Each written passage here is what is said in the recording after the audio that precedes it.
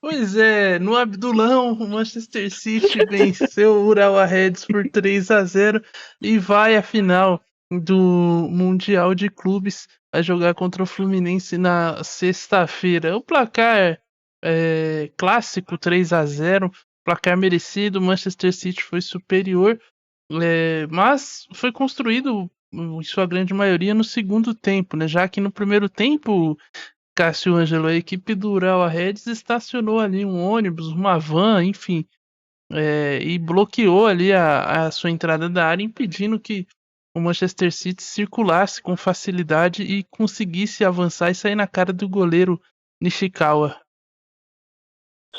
Sim, querido Estevão Barros, Adiel Reis, a nossa nobre e enorme audiência de armadores. A equipe do Urawa Red se defendeu de uma forma profícua até onde deu. Se esforçou muito, conseguiu, vamos dizer, expulsar o Manchester City da sua área, porque ocupou muito bem os espaços ali na frente da área, não deixando que os jogadores de meio campo, como o Bernardo Silva, o Grealish, o próprio Phil Foden e o Rodri, pisassem muito na área durante o primeiro tempo.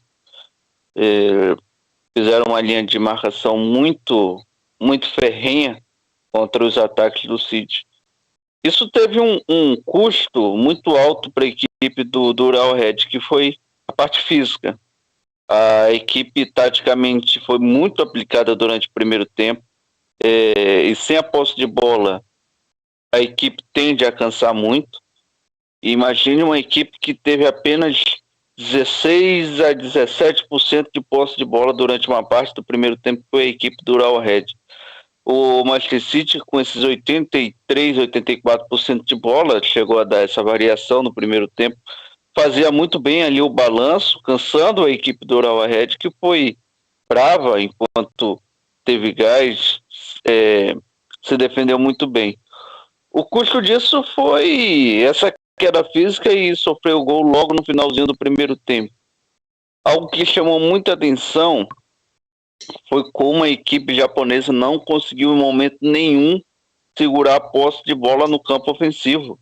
A equipe do Urawa Red, quando retomava a posse de bola, seja num passe errado do Manchester City, seja numa finalização que o Manchester City botou a linha de fundo, ou até mesmo uma jogada, não teve jogada em disputa, jogava a bola para frente buscando o José Kanté lá na frente, o José Kanté não conseguia dominar a bola, logo que chegava ali a marcação, encostava nele e tomava a bola. Isso foi cansando a equipe do Urawa Red, que mesmo se aplicando muito, fazendo uma defesa forte no primeiro tempo, o primeiro tempo acaba de uma forma até irônica por Urawa Red. Gol contra do jogador, do defensor da equipe do Urawa Red. Tanto tempo que a equipe conseguiu se defender. O gol já sai após os 40 minutos e aí dá uma tranquilidade. Não que o Manchester City precisava, mas aí já dá a tranquilidade que todos esperavam a equipe inglesa. Seu Estevão Barros, e acabou o primeiro tempo assim. 1 para o Manchester City, 0 para o Urawa Red. Na segunda etapa, as duas equipes voltaram com os 11 jogadores que iniciaram, né?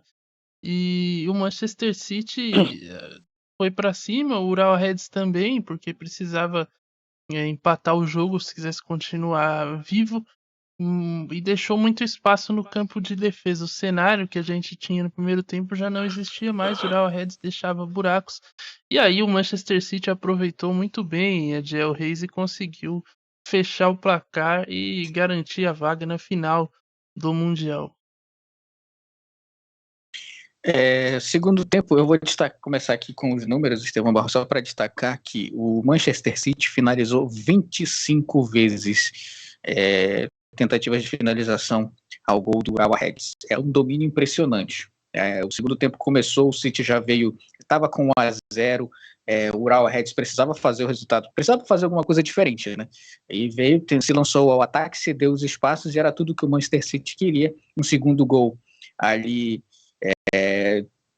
naturalmente saiu para a equipe do Manchester City em busca dos espaços, sobrou um belo passe do Kyle Walker para o Mateo Kovacic, claro, porque as linhas do Urawa Reds estavam mais espaçadas e ali surgiu de fato o segundo gol. E aí o terceiro gol do Bernardo Silva, só para consolidar essa classificação. Destaque que eu quero muito ver o duelo entre Fluminense e Manchester City, mas esse Manchester City do segundo tempo, esse Manchester City com posse de bola mais vertical, uma posse de bola que procura os espaços na defesa adversária, que além de fazer o balanço para abrir os espaços da defesa adversária, também tenta passes verticais ali, com a infiltração dos jogadores de meio, e quero também um centroavante da equipe do Manchester City contra o Fluminense. Eu não espero que Phil Foden seja o homem de referência da equipe do City na sexta-feira, porque senão vai facilitar muito para a defesa que não joga de forma posicional do Fluminense. Então, assim, são nuances que devem mudar de hoje para sexta-feira, e que no segundo tempo nós tivemos um City de verdade, superior tecnicamente, não só na posse de bola, mas sim com tentativas de passes verticais e com as infiltrações dos jogadores de meio. Vou destacar que o Kovacic fez uma excelente partida, o Rodri também sempre se movimentando. No primeiro tempo, principalmente, ele foi o principal jogador de meio ali, tentando fazer as finalizações de fora da área, tentando aparecer na área para os cruzamentos, sendo, por vezes, o centroavante da equipe. E o destaque negativo do City é o Matheus Nunes. Não é perseguição. Nós três vimos a partida aqui e nós chegamos à unanimidade de que ele, de fato, foi o pior jogador da equipe. Porque tudo que ele tentou, claro, fez a jogada do primeiro gol e tal, mas fora isso, ele perdeu um gol no segundo tempo, assim, impressionante. Não sei se ele será titular na sexta-feira. Se for, começo a questionar a sanidade do Guardiola em relação a isso, porque ele completamente fora de nível em relação aos jogadores, aos demais jogadores da equipe. Entendeu? O Kovacic, que chegou recentemente ao City, parece já estar se adaptando ao estilo de futebol do Guardiola. De toque de bola, de passe, de ter a posse, não acelerar em alguns momentos. Então, assim, para hoje, nós tivemos uma amostra de um City no primeiro tempo preguiçoso e no segundo tempo, de fato, com superioridade técnica e tática, não só de posse de bola. E é isso que eu espero para sexta-feira. Foi uma vitória merecida do City, acho que o 3-0 foi um placar justo, desacelerou e começou a botar a galera ali para jogar, normal. Vamos ver sexta-feira, Estevão Barros. Hoje o City cumpriu a obrigação. Esse jogo de sexta-feira vai ser interessante para ver que a gente estava falando aqui dos encaixes, né? Como é que vai ser, principalmente do lado do Fluminense. Eu acredito também que o Julian Álvares começará como titular, mas não sei se como centroavante. Eu acho que o Julian Álvares vai começar a partida do jeito que ele vinha atuando ali atrás desse jogador mais adiantado, né, do centroavante. E no caso deve ser o Phil Foden que é ali fazendo essa movimentação, até porque o sistema defensivo do Fluminense, principalmente ali pelo lado esquerdo, né, onde atuam Felipe Melo e Marcelo, já são de idade avançada, né? Então, essa questão da velocidade, você movimentar para ir desgastando eles, também pode ser um fator a ser explorado e não tirar a referência deles, justamente para eles terem que correr e nessa acabarem abrindo os espaços. Então, pode ser que o Julian Álvares entre, mas não como centroavante. A ver também o que o Guardiola vai fazer. Claro que acho que também o nível de interesse no jogo vai ser um maior, porque o Fluminense é um time melhor que o Urawa Reds, tem mais armas para poder incomodar o Manchester City. É claro que diante do poderio do Manchester City, se os dois times jogarem tudo que podem, obviamente o Manchester City é amplo favorito. Mas vai ser interessante de ver esse encaixe. E a gente estava conversando aqui no jogo. Eu não acredito que o Diniz vá abrir mão das suas convicções, até porque ele dificilmente faz isso. A gente até comenta aqui que ele é um pouco teimoso nesse sentido.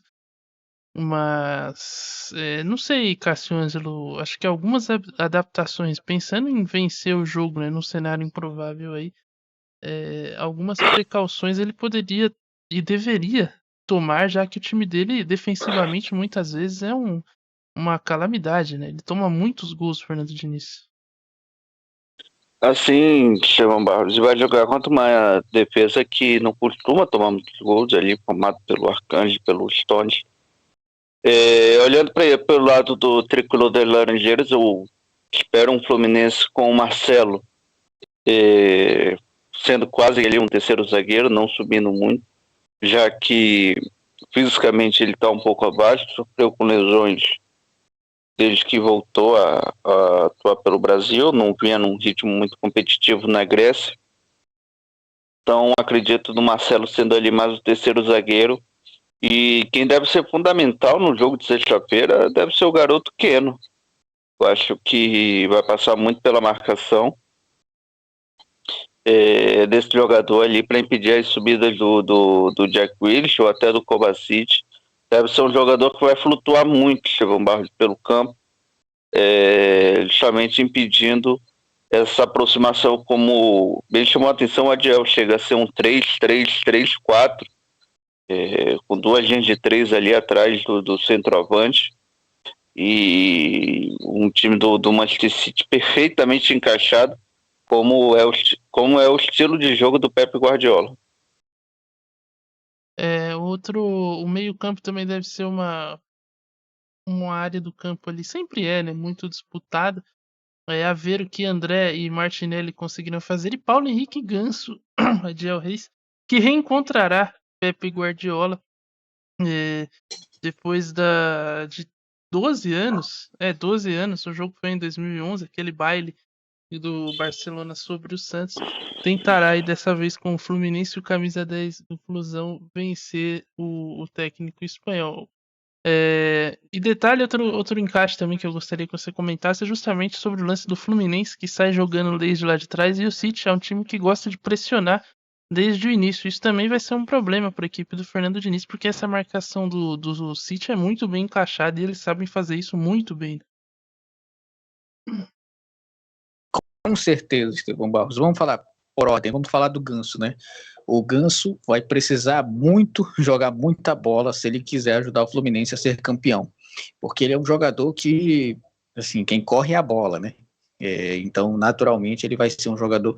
Eu vi o Fred Caldeira comentando que ele foi o jogador mais lúcido ontem. Ok, lúcido, ok, mas eu não vi essa diferença toda dele no meio-campo do Fluminense, como foi citado.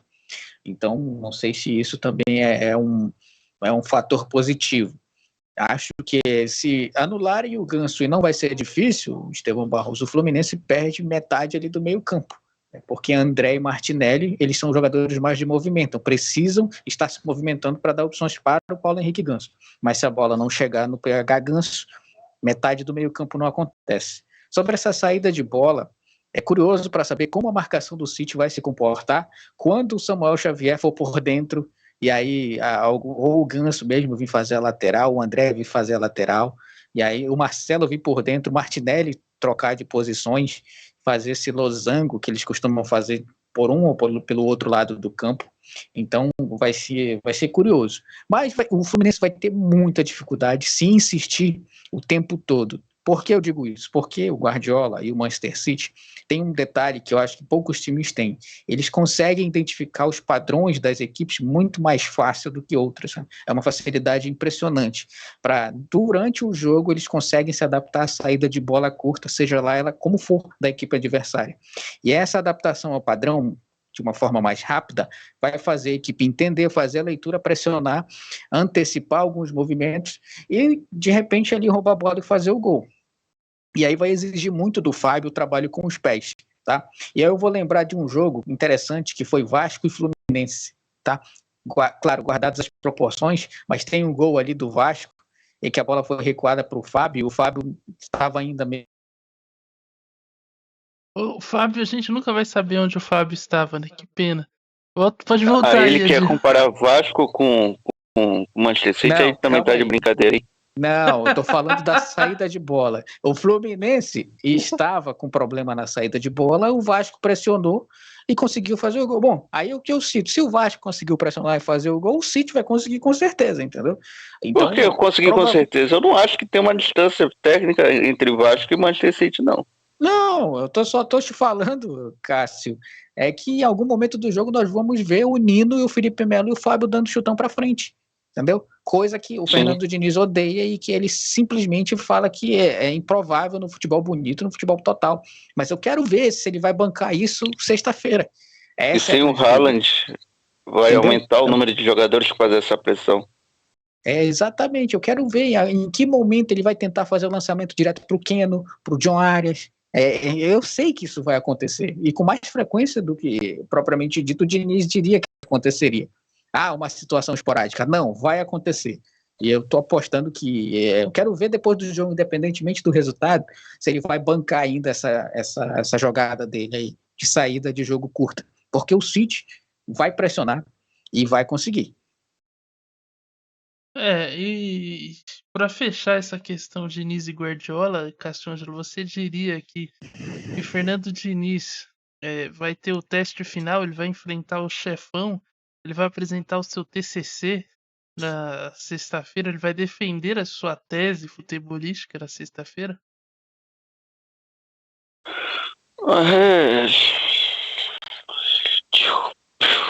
Chevon Barros, ele é um treinador que conseguiu pegar no tático da Venezuela, do Uruguai. Vai enfrentar aí um treinador promissor, que é o Pep Guardiola, que está consolidando uma ideia de jogo. Quem sabe, de ideia de jogo do Diniz, não apresentem algo de novo ao Pep Guardiola. Ai. Bom, senhores, o próximo capítulo desse Mundial será na sexta-feira. A final é às 15 horas, o terceiro lugar às 11h30. E nós estaremos lá para trazer as emoções deste grande confronto entre Fluminense e Manchester City, a final do Mundial de 2023. Será que teremos novamente um brasileiro vencendo essa bagaça? Será que a hegemonia europeia continuará e Manchester City, pela primeira vez, se sagrará campeão? Na sexta-feira nós iremos descobrir. Antes vai ter vídeo aqui no canal também, tem o cara a cara, por exemplo, que a gente gravou das duas equipes. A gente já previu isso há muito tempo, então assim, a gente já estava ciente, nossa equipe já estava preparando esse encontro. Então vai estar no ar aí esse cara a cara entre o E Fluminense eu nem lembro do Manchester resultado, City. olha. Eu também não, mas enfim. Acompanha aqui no canal que você Eu vai vou ter lembrar. Nino pra Cassiano. zagueiro, hein? Eu também vou ter que assistir pra ver como terminou. O Nino e o Rubem Dias, melhor dupla de zaga do mundo. Nossa, mãe.